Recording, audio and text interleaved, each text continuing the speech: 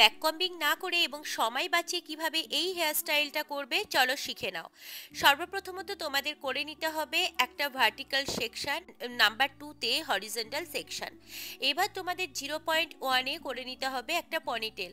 ও আমি তো আমার নামটা বলতেই ভুলে গেছি। হাই, আমি সাথী, আমার ভিডিওতে তোমাদের সকলকে জানাই ওয়েলকাম। এবার আমরা করে নেব ক্রাউন এরিয়াতে আমরা স্টাফিং অ্যাড করে নেব। তোমরা এখানে যে কোনো স্টাফিং, ফাইবার বা ডোনাট অ্যাড করে নিতে পারো।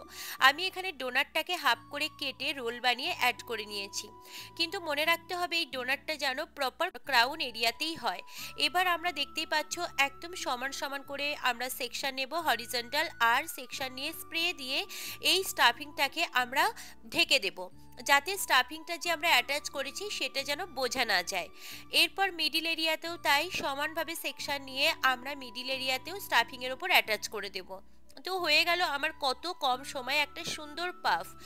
তাহলে তোমাদের এই পাফের টেকনিকটা কেমন লাগলো আমাকে অবশ্যই কিন্তু জানিও।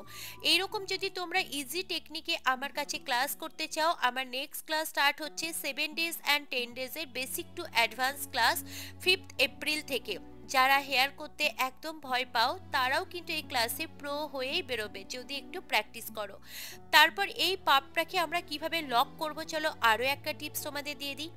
অনেক সময় ক্লিপ দিতে গিয়ে আমাদের পাপ একদিক উঁচু একদিক নিচু হয়ে যায়, তো তাদের জন্য এইরকম সেকশন ক্লিপ দিয়ে দুই সাইডে তোমরা হোল্ড করে রেখে স্প্রে দিয়ে এটাকে হোল্ড করার পর যে ড্রাই হয়ে যাবে তারপর ক্লিপ সেট করবে, তাহলে আর পাপ উঁচু নিচু হবে না। এবার আমরা ফ্রন্টে করব। ফ্রন্টেও এই হেয়ারটা করতে ম্যাক্সিমাম সবাই তোমরা ব্যাক কম করে করো, বাট অনেক ব্রাইড আমাদের ব্যাক কম করতে চায় না।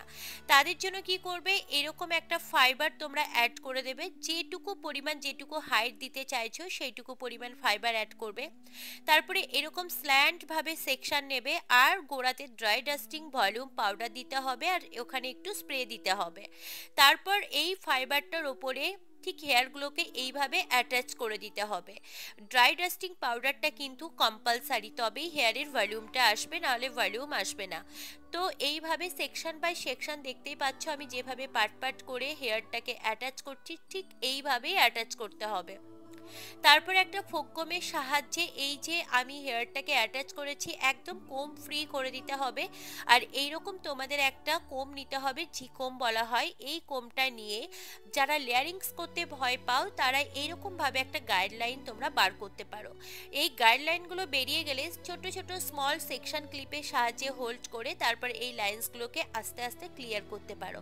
আজকের এই ভিডিওর মধ্যে অনেকগুলো টিপস দিলাম তোমাদের, আই হোপ সবার অনেক কাজে লাগবে। ভিডিওটা তোমরা কে কোথা থেকে দেখলে এবং ভিডিওটা তোমাদের কেমন লাগলো কমেন্ট করতে কিন্তু ভুলো না। এই কমেন্ট করতে থাকলে এবং শেয়ার করতে থাকলে আমি আরো অনেক নতুন নতুন ভিডিও তোমাদের সাথে শেয়ার করব।